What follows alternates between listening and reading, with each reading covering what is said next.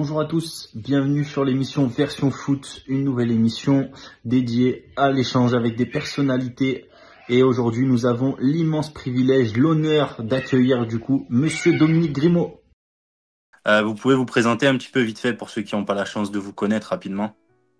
Oui, je suis Dominique Grimaud, je suis journaliste depuis 1971.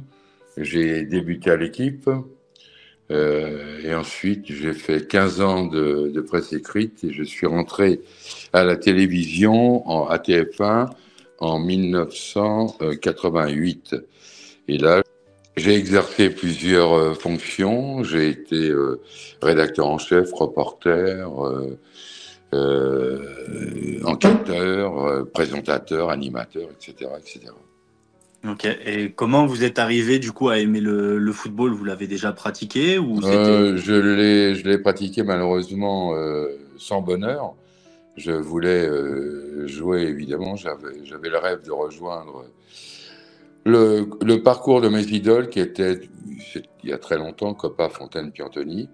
Je me suis essayé au football et mon père, au bout de quelques matchs, m'a simplement dit il est temps de changer de sport parce que j'étais pas doué, tout simplement. Donc j'ai fait de l'aviron. Mes parents habitaient au bord d'une rivière, la Marne, et puis j'ai ramé, si j'ose dire, au sens propre comme au sens figuré, entre 15 et 20 ans. Et là, j'ai eu quelques titres de champion de France. J'étais en équipe de France junior en 1966, équipe de France en 1967, présélectionné pour les Jeux Olympiques de Mexico. Malheureusement, je ne les ai pas faits, mais grâce au sport, grâce à l'aviron notamment, j'ai pu exercer ce métier de journaliste. Voilà. Ok. Et du coup, dans ce métier du coup de journaliste, aujourd'hui, puisque vous avez participé avec beaucoup de journalistes, vous avez un cercle d'amis, on va dire aujourd'hui, vous avez pu créer une famille dans ce métier-là? Oui, bien sûr. Bah oui, j'ai fréquenté beaucoup de salles de rédaction, je dirais une bonne quinzaine au total. Donc j'ai des amis et des frères d'armes, si j'ose dire, à peu près partout. Oui, ça a été le journalisme m'a permis de constituer une deuxième famille. Voilà, une famille d'amis qui me sont très chers au cœur et d'hier et d'aujourd'hui. Ouais, ouais, bien sûr. Si on parle d'aujourd'hui, on a une énorme pensée pour Didier Roustan. Oui, bien sûr que on a une énorme pensée pour Didier. Didier, je l'ai accompagné depuis ses débuts à TF1 à la fin des années 70 où je connaissais déjà deux autres qui nous ont quittés récemment, enfin récemment, il y a quelques années déjà, Thierry Roland et Eugène Sacomano, qui étaient deux frères aussi, auxquels je pense très, très fréquemment, avec qui j'ai travaillé de nombreuses fois, et qui étaient des mecs géniaux, quoi, qui dépassaient largement le cadre du stade et du football. Je pense notamment à Sacomano, qui a réussi parallèlement à son métier de reporter et de journaliste de foot, une petite carrière d'écrivain. Donc oui, j'avais beaucoup de tendresse pour Thierry, pour Eugène Sacomano et évidemment pour Didier, jusqu'au bout Didier, puisque nous étions ensemble sur la chaîne L'Équipe ces dernières années. Ouais, bien sûr. Nous, on le remercie parce que c'est grâce à lui aussi hein, qu'on est Oui, je là sais, avec oui. Gazmeta Foot. Je C'est sais, grâce je à sais. lui Oui, je qu'on sais. qu'on- qu'on a pu du coup vivre ces Oui, moments-là. oui, Est-ce que oui. vous avez un peu une anecdote dans le journalisme à nous raconter aujourd'hui? Oh, il faudra un livre. Les anecdotes, oui, j'en ai à l'appel, oui. Alors, il y a des anecdotes qui sont plus heureuses que d'autres. Je fais mon premier Tour de France pour l'équipe en 1971. Je suis à la fois reporter et ardoisier. Et donc j'assiste à un Tour de France peut-être le plus beau de l'après-guerre, une étape entre Grenoble et Orsières-Merlette. Ocaña prend plus de 7 minutes d'avance à Eddy Merckx. Il y a une journée de repos à une journée de repos qui suit. Et le lendemain de cette journée de repos, il y a une étape terrible entre Orsières-Merlette et Marseille. Eddy Merckx est secoué dans son orgueil et s'échappe dès la descente du col d'Orsières-Merlette avec deux de ses équipiers. Roule un train d'enfer jusqu'à Marseille, plus de 200 km. Et je lâche mon ardoise, malheureusement, un coup de vent dans un Incroyable, virage. Oui. incroyable. Et je vois cette ardoise rebondir sur la chaussée. Et je crains le pire, évidemment, et le pire est évité parce qu'Eddy Merckx est un acrobate et évite l'ardoise, mais in extremis. J'aurais Ah pu oui. provoquer la chute de Merckx et l'abandon de Merckx. Par bonheur, ça ne viendra pas. Et un peu plus tard, dans les Pyrénées, Ocaña chutera dans la descente du col de Mantes et ce sera Eddy Merckx qui remportera ce Tour 1971, qui fut, je le répète, peut-être le plus beau. Et puis le plus mauvais souvenir, bah, c'est le fait que Bernard Tapie, avec qui j'entretenais pourtant des rapports, je dirais, fréquents et amicaux, cordiaux, mais renvoyé du stade Vélodrome. On est en 1991. L'OM a perdu sa première finale face à l'Étoile Rouge de Belgrade. Ouais. Et Jean-Pierre Papin, au micro de TF1, me dit qu'il veut quitter l'OM. Ça ne plaît pas à Tapie. Lequel Tapie me jette en dehors du Vélodrome et me fait partir de TF1 où j'étais très bien. Voilà. Ça, c'est un mauvais souvenir. Incroyable, Oui. incroyable. Voilà. Et juste une petite dernière question, vous qui avez connu le football du coup dans les années 90, est-ce que vous trouvez qu'il y a énormément de Ah, les années différences entre... 90, j'ai connu le football dans les années. Même avant, même Ah, avant. bah oui, j'ai connu le football quand j'étais môme. J'ai connu le football dans les années 50. J'ai assisté avec mon père à la première finale de la Coupe des clubs champions entre Reims et le Real Madrid au Parc des Princes en 1956. Donc j'étais tout gamin.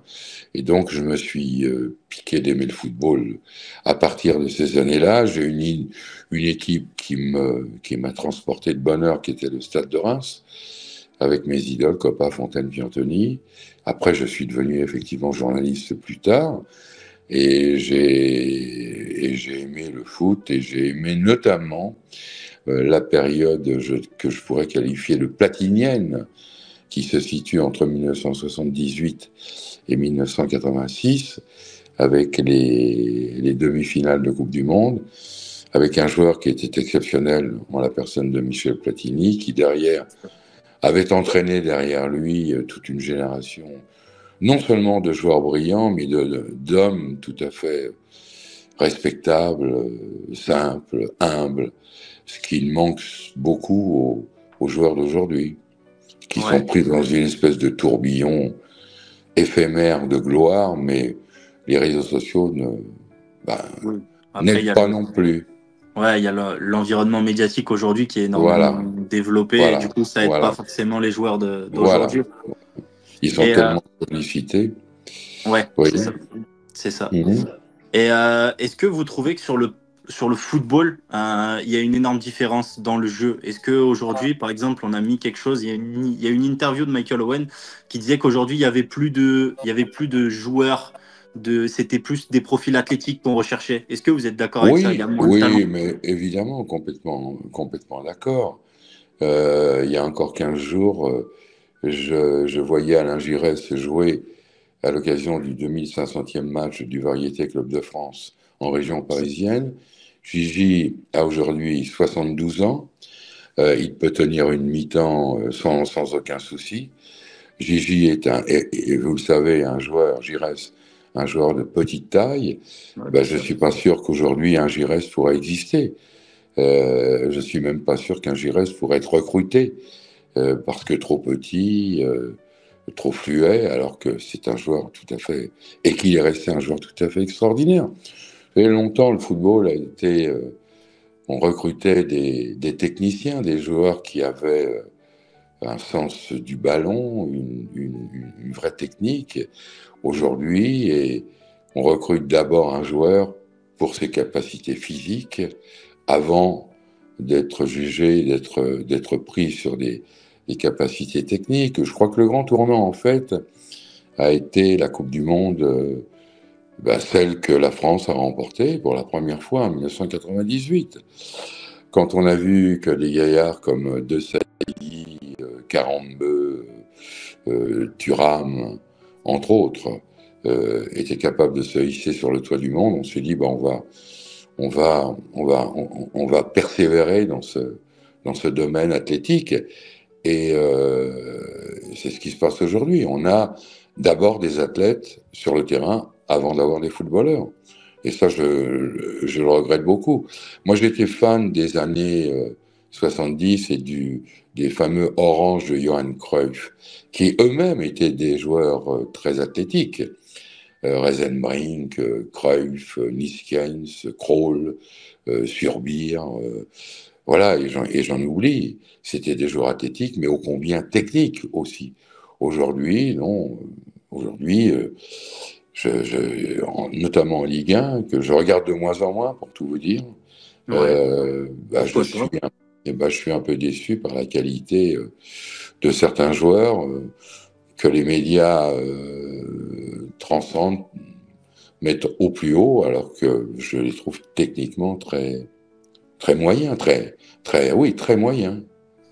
Et du coup, on en revient du coup à ce problème du coup des médias du coup d'aujourd'hui par rapport à ça, l'influence des médias sur les joueurs. Oui, les médias, ils vantent comme ils peuvent un sport qui malheureusement, je trouve, n'a plus la grâce, n'a plus le charme, n'a plus le naturel qu'il avait jadis, quoi.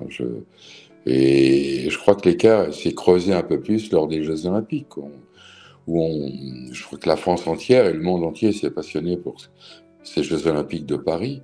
Bien sûr. Ils dégageaient justement de naturel et de vrai, quoi. Et le foot aujourd'hui, c'est devenu une industrie de folie, quoi, avec des enjeux financiers qui sont absolument démentiels, avec des salaires qui sont juste pas normaux. Voilà. Donc, je pense que l'image du foot, n'est plus ce qu'elle était, et je le regrette. Hein. Ah oui, bien sûr. Je vous comprends du coup par rapport à tout ce que vous avez pu avoir auparavant, etc., tout ce que vous avez pu connaître. Il y a une énorme différence par rapport au foot d'aujourd'hui. Oui. Une petite dernière question justement. Oui. Après, je vous embête plus.